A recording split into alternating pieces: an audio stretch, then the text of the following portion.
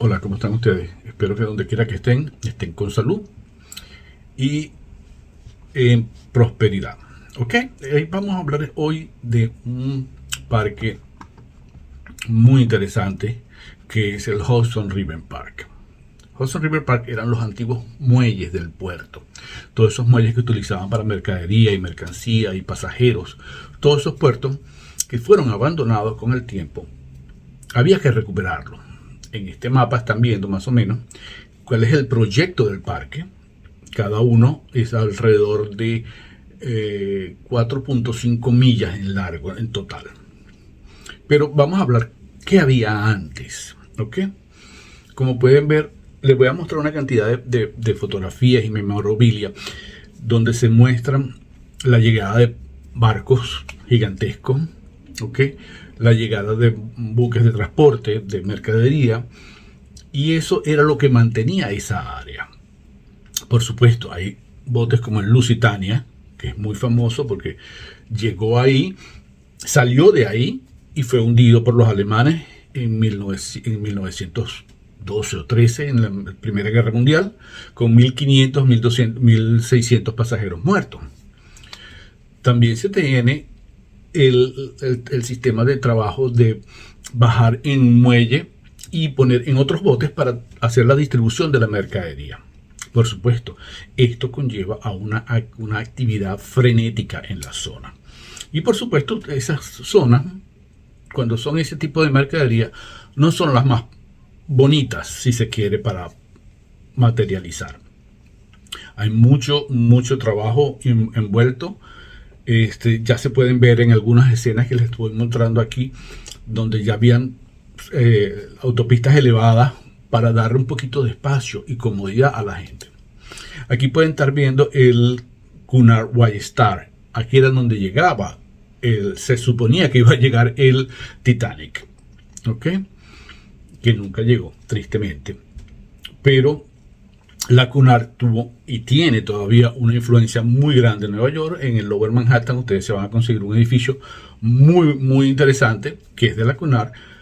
Y aquí ven los puertos que ellos utilizaban para sus botes de transporte, para sus transatlánticos, que era la forma de trabajo de antes. Aquí están viendo los pósters que ellos utilizaban, los afiches, New York, Liverpool. O están viendo otros de la línea Cunard.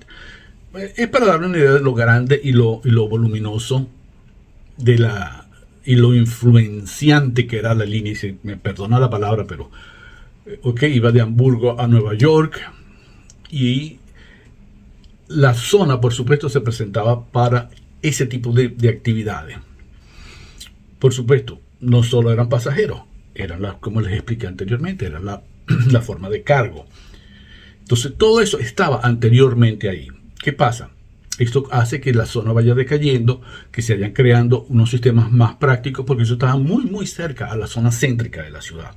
Entonces, por supuesto, la gente comenzó a distanciarse de la zona. Y aquí pueden ver por lo menos donde está el Gien Hotel, que fue donde llegaron los sobrevivientes del Titanic. Este Gien Hotel es y se conserva como 1914, como fue el hotel. Si pueden ver en las próximas tomas que les voy a dar ahorita, tiene ese sabor de 1900 tanto. Como les dije anteriormente, los que sobrevivieron al Titanic llegaban aquí. También hay que aclararle que los que llegaban a los puertos del Cunard en esa zona eran las de gente de primera clase y segunda clase. Tercera clase se quedaba en Ellis Island para ser chequeados y verificada la información de ellos, porque eran considerados inmigrantes. Aquí tienen el Queen Elizabeth, que fue uno de los últimos barcos que pasó por esos muelles, el Queen Elizabeth II.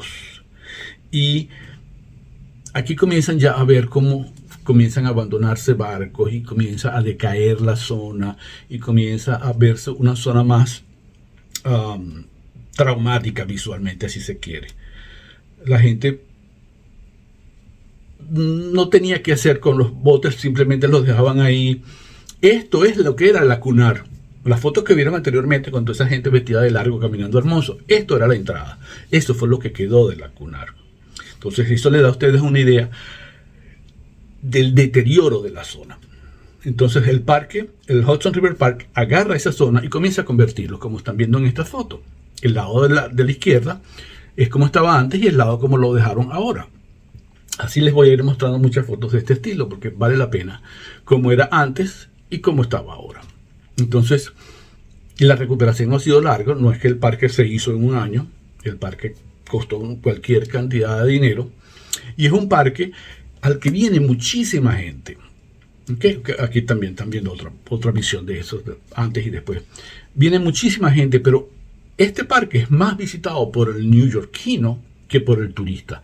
El neoyorquino viene a disfrutarlo, a caminar, a trotar, a gozar el parque, porque tiene unas cantidades de prácticas, zonas, como tiene zonas para hacer yoga, tiene zonas para una playa que la acabas de inaugurar ahorita, literalmente una playa con arena, ¿ok?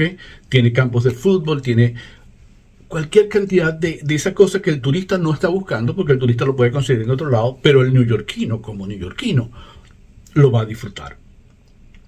Eso le ha dado a este parque un empuje bastante grande. Y la gente, los neoyorquinos, yo adoro ese parque porque puedes hacer unas caminatas de 4 millas y disfrutarlos tranquilamente sin mayor esfuerzo. Aquí, como ven, la gente disfrutando en un lado en lo que todavía no se ve construido aquí. Eso lo hago yo, ir a tomar sol, ir a sentarse, ir a caminar, porque el parque se presta para eso, es una caminata muy larga. Y no solo eso, sino que el parque tiene una cantidad de actividades a lo largo. Y le siguen creciendo, que es la parte más interesante de toda la historia, que el parque no es un parque que se va a terminar mañana, es un parque que va a seguir creciendo, porque hay unas motivaciones como el área de ciencias, como el área botánica, como el área de ejercicios. Tú puedes ir el parque te dona a ti el kayak y te alquila el chaqueto salvavidas por $5, creo, 5 o 6 dólares. Y tú firmas un acuerdo. Ese es el parque, otra vez, para que tengan memoria de lo que estamos hablando. Y firmas un acuerdo donde dice, mira, si me pasa algo no es culpa del parque. Pero puedes pasar todo el día pataleando y remando en el río, cortesía del parque.